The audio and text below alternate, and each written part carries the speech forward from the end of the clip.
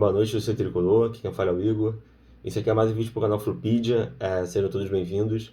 Então, antes de falar do jogo de ontem, né, contra o Fortaleza pela Copa do Brasil, pela vitória que nós conquistamos, foi muito importante, que deu um passo muito largo para as semifinais da competição. Queria agradecer o convite do pessoal do Globo Esporte, né, Fluminense, para participar do podcast, né, participei mais cedo, e isso mostra que o Flupedia, né, tanto no Twitter como no Instagram e aqui no YouTube, vem sendo valorizado, e eu também tenho que ser grato a vocês, né, que estão sempre compartilhando, comentando, retweetando, né, não importa a forma de compartilhamento, vocês estão ajudando o andamento da página e a espalhar o respirar do Fluminense, né, a vida, o cotidiano do Fluminense.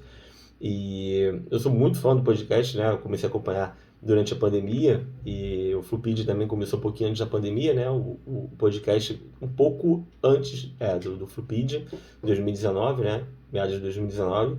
E na época eles estavam com uma pegada de reviver jogos antigos, porque a gente não tinha jogos na pandemia. E a nossa pegada também no Flupedia era de contar jogos antigos, né? O nosso primeiro ano foi muito focado em contar histórias do Fluminense, contar o passado dos ídolos, os títulos, como tudo começou. E eu fiquei muito feliz, muito honrado pelo convite para participar, né? Então quero agradecer ao Edgar, ao Cauê, ao Gabriel e ao pessoal também da produção da edição.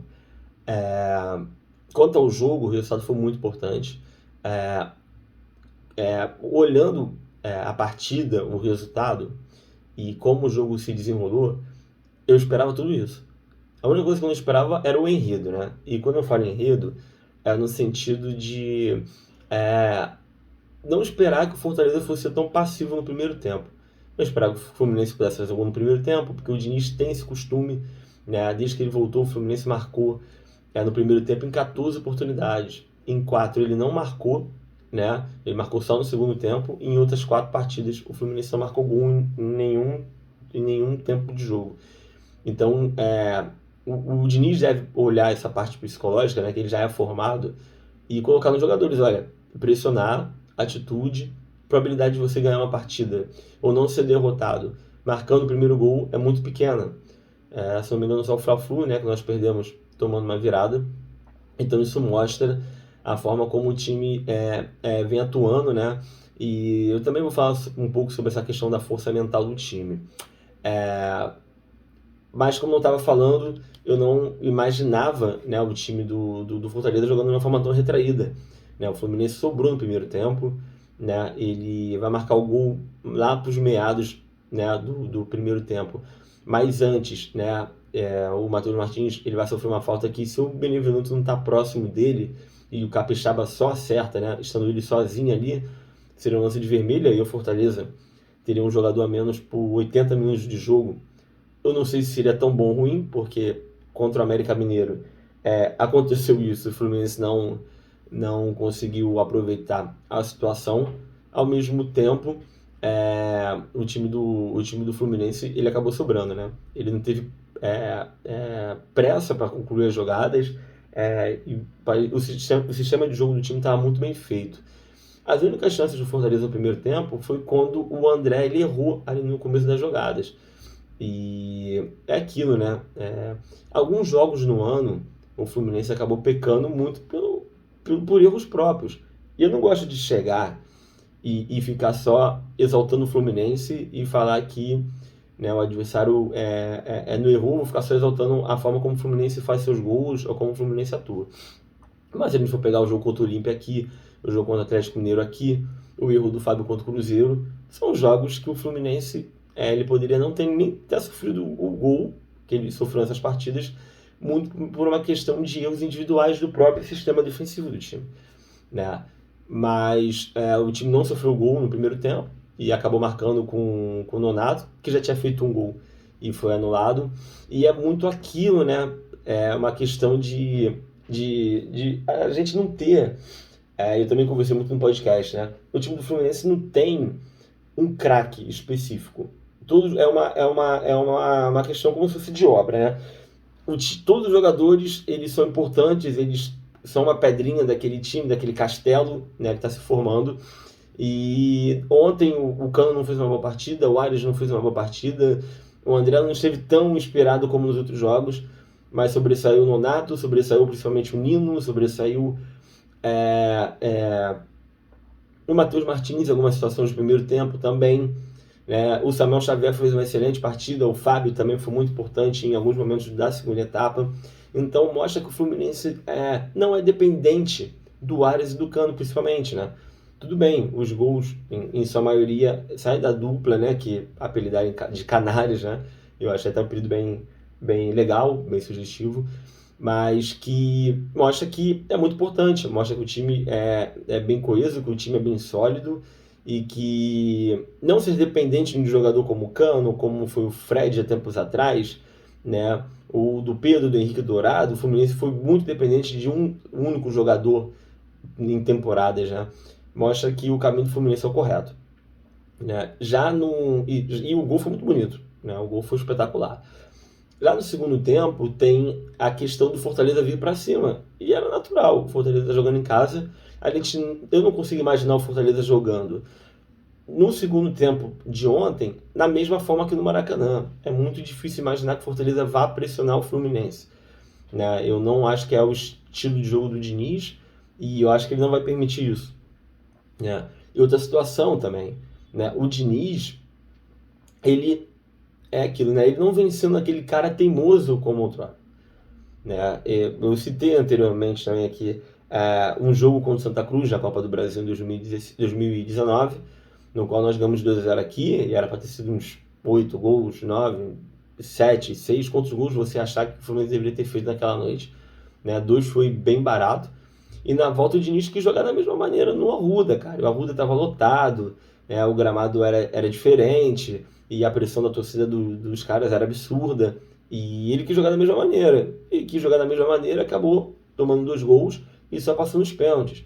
Ontem não. Ontem o time, ele defendeu quando teve que defender, atacou quando teve que atacar. Ele é um time que tem o seu padrão de jogo, mas que ao mesmo tempo, quando teve que mudar o seu estilo de jogo, ele mudou. Ele mudou contra o Palmeiras no Allianz Parque, até contra o próprio Ceará no Maracanã. Ele acaba alterando também a forma do time jogar, né? Quando ele coloca o Felipe Melo em campo, por exemplo. Então isso mostra que ele não está agarrado somente numa ideologia de jogo, e que era uma situação que era bem chata, né? De você ver aquela teimosia dele. Eu acho que com o passar do tempo, né, essas mudanças dele, em treinar o São Paulo, em treinar o Vasco, né, o Santos, ele acabou mudando essa forma de pensar, né? Tudo bem, o time do Fortaleza foi para cima, colocou 2 bolas na trave, o Fluminense teve dificuldades, não criou praticamente no segundo tempo, mas era tudo previsível, né? Eu acho que você também tem que aprender a sofrer. Não dá para o Fluminense jogar o tempo inteiro em cima do adversário. É humanamente possível. E o Fluminense vem numa sequência desgastante demais, né? E aí vai um pouco daquela questão que a gente também vinha conversando nos últimos vídeos. As substituições, elas pioram o time, né? O time já não começa muito bem no segundo tempo, mas as substituições acabam piorando o time, principalmente quando o Ganso sai. Quando o Ganso sai, o time sente muito. Mas não dá pro Ganso jogar 90 minutos. Porque o adversário vem para cima e você precisa ter um jogador no meio de campo que consiga preencher esses espaços que o Ganso deixa, né? E ele vem geralmente colocando Martinelli, em um jogo ele colocou o Felipe Melo, ontem o Iago acabou voltando pro time, né? Ele acabou colocando o Iago, acabou colocando o William, acabou colocando o Marrone também, e o Marrone vai ficar muito naquela de ainda estar perdido em campo, porque ele vem entrando durante os jogos, óbvio, né? Mas contra o Bragantino o time estava ganhando, contra o Goiás, se não me engano, o time estava empatando, se não me engano, estava empatando quando ele entra, né? Então ele entrou com 3 resultados diferentes, um quando estava ganhando, um quando estava empatando e outro quando estava perdendo. Mas você sente que ele ainda está perdido, né? Ele carrega demais a bola, ele é um jogador que ontem errou tudo, todas as decisões que ele tentou tomar, ele errou. E isso é um agravante, porque se o time tem a questão de reter a bola com passes, e você coloca no segundo tempo um jogador que carrega demais a bola, acaba sendo um pouco de coerência. vai explorar o contra-ataque, mas sem o Ganso fica difícil, porque você não tem um jogador no meio de campo ali que vai dar um passe preciso pro Marrone aproveitar, né? E ontem eu já teria colocado talvez o John Kennedy, não teria colocado o Marrone pro lugar do Cano, né? O John Kennedy, ele até marcou lá na Arena Castelão contra o Ceará ano passado, né? No início do ano passado, que era válido para o Campeonato Brasileiro de 2020, mas o John Kennedy marcou no ano passado lá, e, se não me engano foram 2 gols, não foi um gol só, né? O Martinelli e o Granada que marcaram os outros gols. Então ele fez um gol. É um jogo que você poderia ter colocado o John Kennedy. Ele preferiu colocar o Marrone, colocar o William, né? É uma situação que é dele, colocar o Felipe Melo, mas o time acabou sentindo. E é aquilo, é um pouco de estratégia do time, né? Porque você precisa descansar, você precisa também reter suas energias, e ao mesmo tempo pode ser uma questão também de vamos deixar o adversário jogar e ver se arranja um contra-ataque. Só que a gente não encontrou esse contra-ataque durante o jogo. O segundo tempo o Fluminense não conseguiu jogar. Mas eu não vou olhar a partida por esse lado. Eu quero exaltar o primeiro tempo do Fluminense e o resultado, que era muito importante. Eu acho que dos 4 jogos das quartas de final, eu acho que o jogo que o adversário, né, foi o único que venceu de visitante foi o Fluminense, mas foi, eu acho que o time que saiu com uma melhor vantagem, porque joga o segundo jogo em casa e já está com um empate garantido para ele. Então isso é muito importante para o time do Fluminense. Outra questão muito importante é que o Fluminense ele não perde no Castelão desde 2005, já são 17 anos. Né? O Fluminense venceu o Fortaleza em 2019, venceu em 2020 e venceu 2 vezes em 2022. Ano passado empatou, né, no Campeonato Brasileiro, lá no iníciozinho do Campeonato Brasileiro, né, por 1-1, se não me engano foi o gol do Caio Paulista. Então mostra que o Castelão, que é um estádio que o Fluminense em retrospecto, com mais vitórias do que derrota, né? A gente pode até brincar que é a casa do Fluminense no Nordeste, mas é um lugar que o Fluminense sente à vontade, né? E ontem não estava nem tão lotado. Quando saiu o sorteio, né, a previsão era de que, né, Fortaleza, estádio lotado, talvez eles possam esquecer o Campeonato Brasileiro, mas você vê que os caras estão desmotivados, os caras estavam de qualquer lado, de qualquer lugar, né? Parecia até que eles não confiavam muito no Fábio, né? Como se o Fábio fosse um goleiro novo, um goleiro que viesse falhando, né? E acabou até virando um segundo tempo mais pro final cômodo, né? Tirando a questão do gol que foi anulado deles, né? Que seria um desastre pra gente, né? Já no fim da partida tomar um gol daria uma confiança absurda pro Fortaleza no jogo da volta, mas eu não quero olhar por esse lado, não quero olhar por esse caminho. Outra situação que eu quero focar é a questão do Fluminense no mês de julho, né? O Fluminense fez 7 jogos no mês de julho e ganhou 6. E a maioria de seus jogos ele fez fora de casa. Não só fazer fora de casa, né? Ele fez um jogo contra o Bragantino, mas foi em Volta Redonda. Então não foi na cidade do Rio de Janeiro, né? Foi no estado. Então é um campo diferente, com uma dimensão menor, né? Teve aquela questão de estrutura, de faltar energia no estádio. Então, assim, né? É muito difícil você chegar, né? O Diniz, ele chega sem pré-temporada, ele chega sem ter o controle do elenco, e ele chega estreando contra o Júnior Barranquilla. Depois desse jogo contra o Barranquilla, o Diniz, ele faz 6 jogos fora do Rio de Janeiro, né? Ele vai pegar o Palmeiras no Allianz Parque, vai pegar o Vila Nova no Serra Dourada, o Atlético Paranaense no Raulino de Oliveira, o União de Santa Fé na Argentina, o Fortaleza no Castelão e o Petroleiro na Bolívia. Então ele tem 2 viagens internacionais, ele tem uma viagem para o Centro-Oeste, ele pega o Palmeiras em São Paulo e depois viaja para o Castelão. É uma viagem muito longa, né? Um traslado enorme. E agora ele viajou, né, com o time para Minas contra o Cruzeiro, depois foi para o Morumbi contra o São Paulo, aí foi até o Alha Pinheiro e pegou o time do Goiás. Aí não teve tempo também, acabou indo para a Volta Redonda, num jogo 4 horas da tarde, no domingo, um cansaço enorme também, uma viagemzinha meio chata, e por fim termina contra o Fortaleza.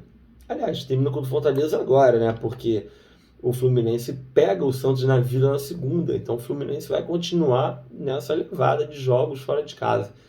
Sem contar que o Diniz vai poupar o time. Isso é um fato. O Diniz vai poupar o time.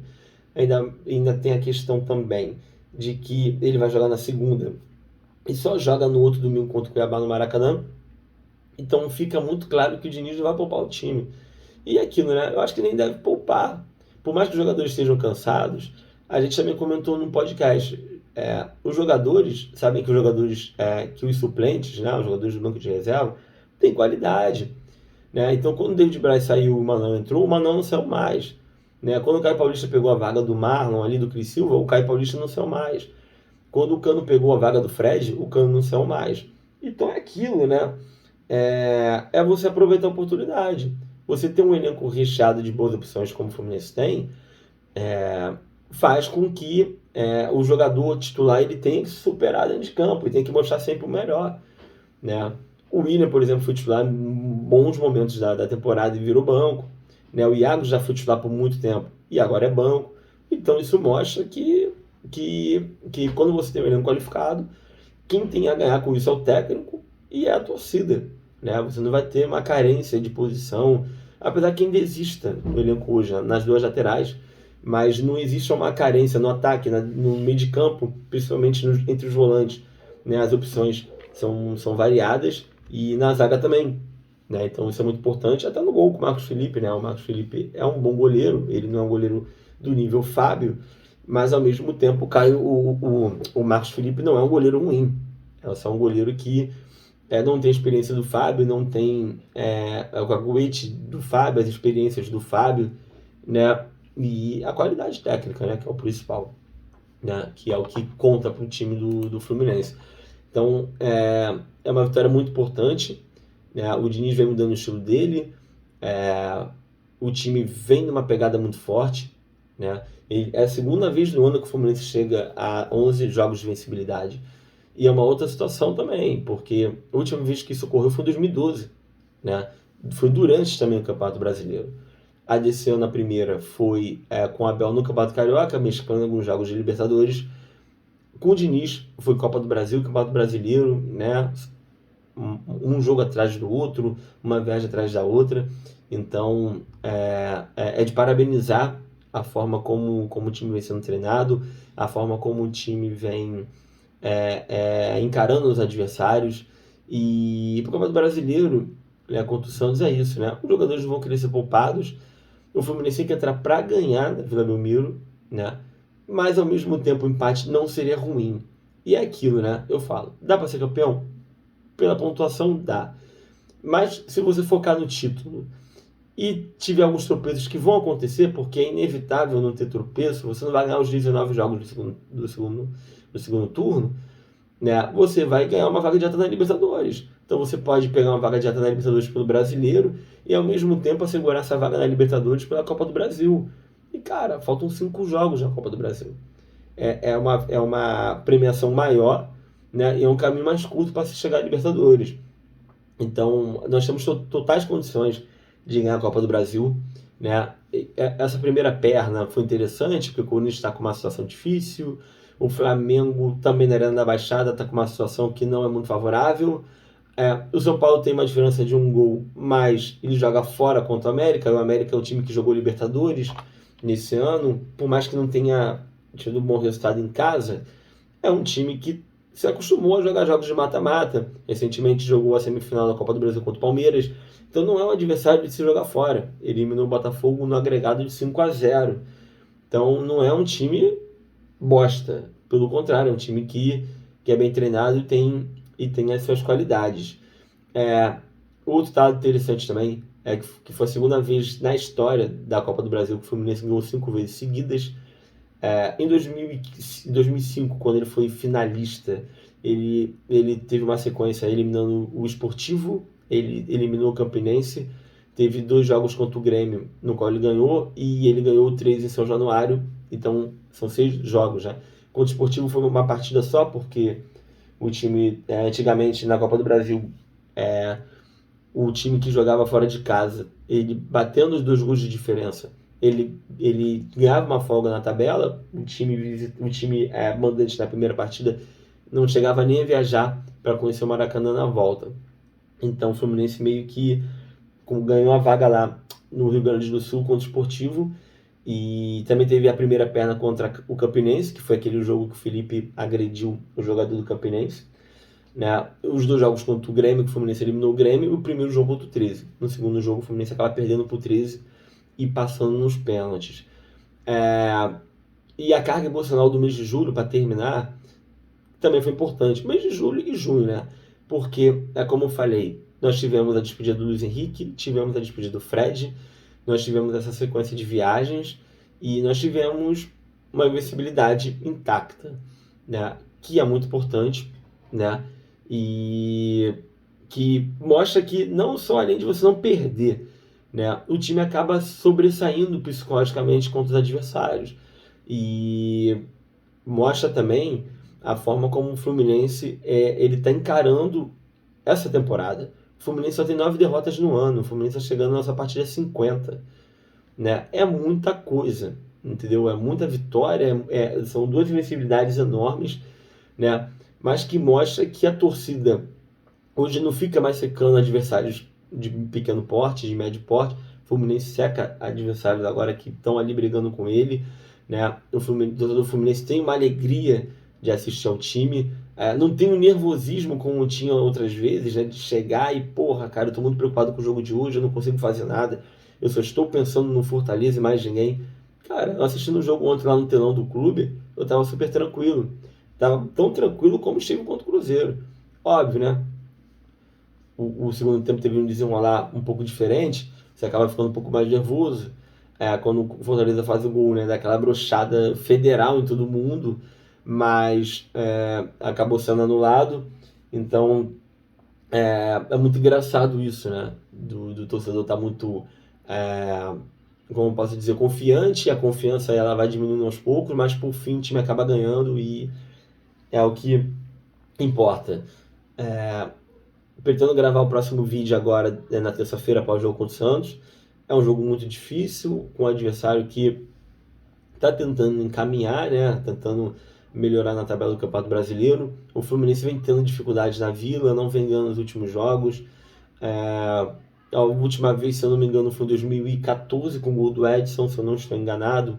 O Fluminense também ganhou em 2010, mas é um estádio que o Fluminense tem uma certa dificuldade de jogar, né, recentemente. Mas pode ganhar. Eu acho que se o Fluminense jogar o que vem jogando, tem tais condições de ganhar o Santos na Vila. É isso aí, gente. Vamos aproveitar esse momento, aproveitar esse 11º jogo seguido sem perder, com mais uma vitória muito importante. O sonho está extremamente vivo, né? Tá à flor da pele. E vamos curtir esse final de semana aí sem jogo, né? Modere-se aí. Segunda-feira tem Fluminense encarando o Santos na Vila Belmiro. É isso aí, gente. Até o próximo vídeo. Saudações tricolores.